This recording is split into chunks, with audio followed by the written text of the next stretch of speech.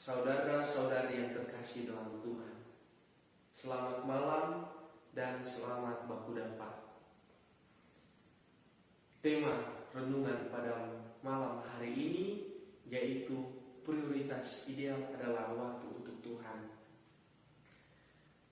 Saudara-saudara yang terkasih dalam Tuhan, seringkali kita sibuk dengan dunia kita sendiri, sibuk dengan bertani, sibuk dengan mengajar, sibuk dengan sekolah dan macam-macam kesibukan. Akibatnya pada saat yang sama mungkin ada jadwal misa, jadwal wilayah rohani, jadwal ibadah WKRI, kaum bapa, OMK dan sekali. Dan kita malah sibuk dengan kegiatan kita sehari-hari. Memang wajar jika kita sibuk demi kebutuhan kita sebagai manusia. Kita sibuk untuk mencari nafkah, kita sibuk untuk melengkapi atau membangun keluarga kita.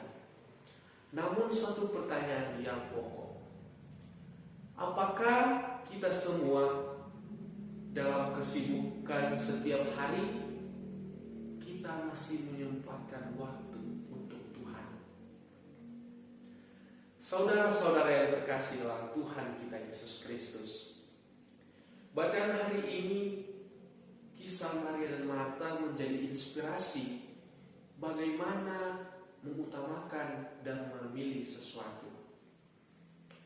Maria dan Marta digambarkan sebagai sosok pelayan Tuhan.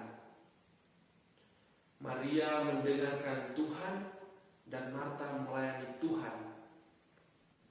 Nah, sehubungan dengan tindakan Maria dan Marta itu, bagaimana seharusnya menjadi pelayan Tuhan yang baik?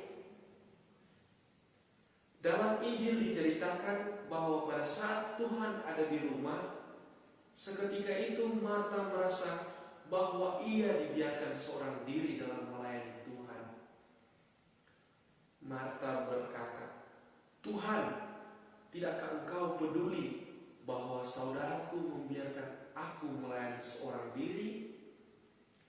Kalimat ini ditafsirkan sebagai sebuah keluhan antara tindakan Marta dan Maria. Marta merasa tidak adil karena ketika sedang sibuk mempersiapkan setiap hal untuk melayani Tuhan, malahan Maria hanya duduk dengan Tuhan. Akhirnya wajar Marta mengeluh dan Maria dinilai makan tulang dalam melayani Tuhan. Apakah tindakan Maria adalah keliru? Sangat jelas tindakan Maria dalam kisah ini. Maria memilih melayani Tuhan dengan duduk dekat kaki Tuhan dan terus mendengarkan perkataannya. Bertolak dari pengeluhan Marta, tentunya tindakan Maria ini tidak dapat disalahkan. Secara logis, tuan rumah dalam kisah ini yaitu Maria dan Marta. Maka tidak mungkin jika kedua-duanya memilih melayani Tuhan di dapur dengan mempersiapkan segala kebutuhan untuk Tuhan. Maka tidak mungkin Maria dan Marta sama-sama sibuk melayani Tuhan di dapur. Jika demikian, peristiwa ini jatuh dalam kekeliruan etiket dalam menyambut tamu. Dengan demikian, Maria menjadi sosok yang inspiratif untuk tetap menyambut Tuhan dalam hidupnya. Jadi tindakan Maria adalah benar. Tidak ada yang salah dengan tindakan Maria. Jika demikian, manakah sikap yang tepat berangkat dari kisah ini? Saudara-saudariku yang terkasih dalam Tuhan, kisah Maria dan Marta sebetulnya mengandung makna bagaimana menentukan prioritas yang ideal. Apakah kita mesti sibuk dengan hal duniawi atau kita sibuk dengan melayani Tuhan? Apakah kita memilih untuk tetap menjalankan hal tugas-tugas duniawi dengan menyampingkan Tuhan, melupakan Tuhan, dan tidak pernah datang kepada Tuhan? Sejatinya Maria dan Marta melakukan tindakan yang benar. Maria menjadi pelayan Tuhan dengan mendengarkan sabdanya Begitu juga dengan Marta menyiapkan kelengkapan lainnya dengan menyiapkan segala sesuatu karena kedatangan Tuhan. Satu kekeliruan saja dari Marta, yaitu pengeluhan. Marta mengeluh pada Tuhan.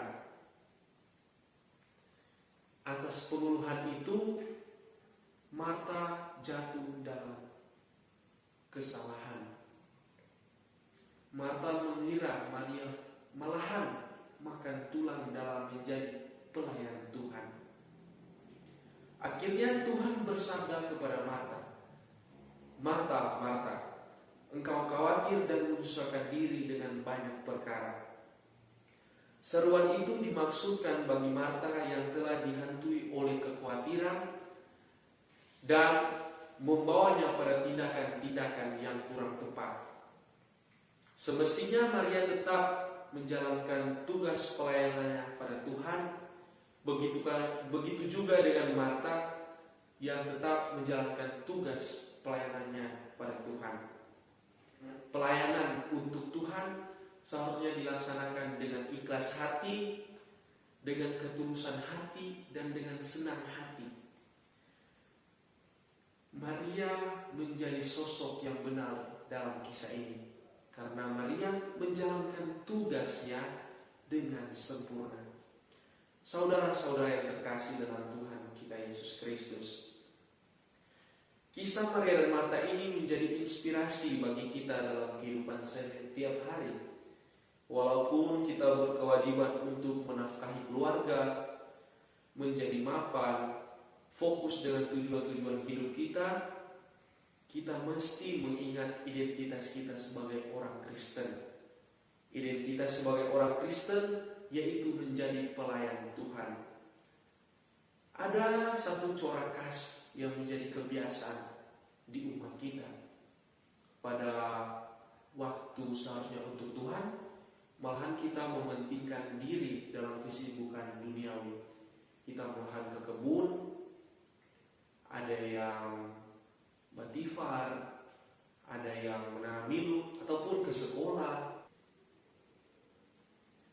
Padahal satu hal yang penting dalam bacaan ini yaitu kita mesti menyadari prioritas utama dalam hidup. Manakah prioritas utama dalam hidup manusia Kristen? Menjadi pelayan Tuhan adalah prioritas utamanya. Kita mesti menyimbangi waktu untuk Tuhan dan waktu untuk kita. Kita diajak untuk melibatkan Tuhan dalam setiap hal.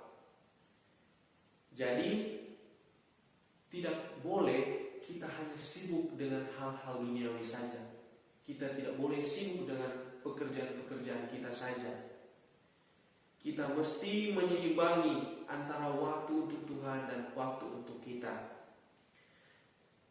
Kita boleh saja sibuk dengan urusan kita, tapi jangan pernah melupakan Tuhan.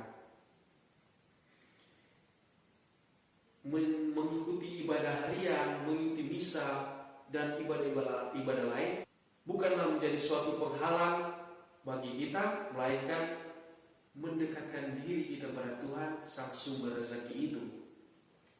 Oleh karena itu, marilah kita semua untuk sadar dalam menentukan prioritas utama kita. Ternyata prioritas utama kita yaitu waktu untuk Tuhan.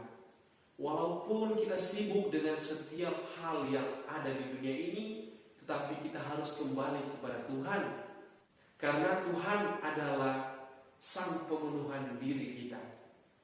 Dan kita mesti mendekatkan diri pada Tuhan seperti halnya Maria. Dan ingat, waktu Tuhan pasti yang terbaik. Rahmat Allah menolong kita semua. Amin.